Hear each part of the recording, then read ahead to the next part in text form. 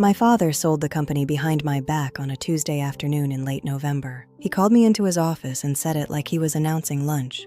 I sold Delta. Then he told me he needed me to stay on as CFO for 2 years so the buyers would feel comfortable. I wasn't his son in that moment. I was part of the furniture. Outside the glass wall, executives were watching. My father looked at me and said, "You're an engineer. You wouldn't understand negotiations." Everyone heard it. Silence followed, but the air in the room was thick with the weight of his words. Everyone heard it. I opened the folder and read the asset list. He had sold the name, contracts, vehicles, and servers. But he had not sold the software foundation I owned, on-screen text. He missed one thing. I closed the folder, stood up, and said, "Congratulations on your sale." Then I walked out calmly while everyone stared. That night, I opened 3 binders. One of them proved the truth. Delta's core security framework belonged to Hubbard Systems LLC, my company. The next morning, I sent a formal notice. Ownership had changed. The software license had 90 days before renegotiation was required.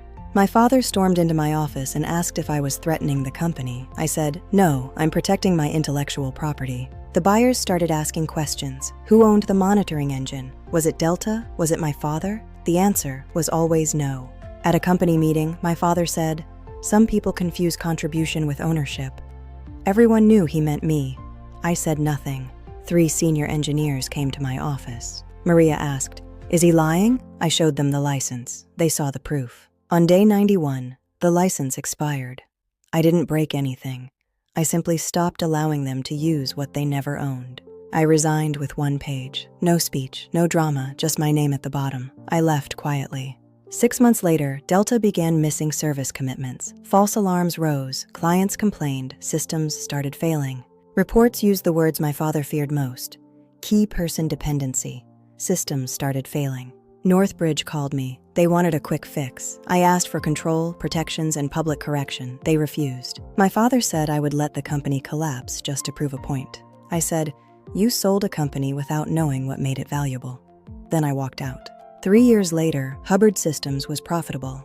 Delta was damaged, losing clients, and quietly being shopped as a distressed asset. Northbridge asked if I wanted to acquire selected Delta assets. I sent a low offer, very low. Then I waited. Pennies on the dollar. The signing happened in the same building where my father had humiliated me.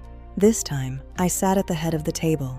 I became the buyer. At the company meeting, I said, "Delta will protect what matters again." My father sold the company behind my back, so I bought it back in front of everyone. Choose now another video in our series of family and company dramas.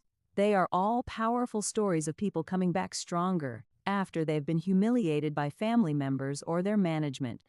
Always make sure you stay strong. Let nobody ever tell you what you are worth. You know the best. Of course.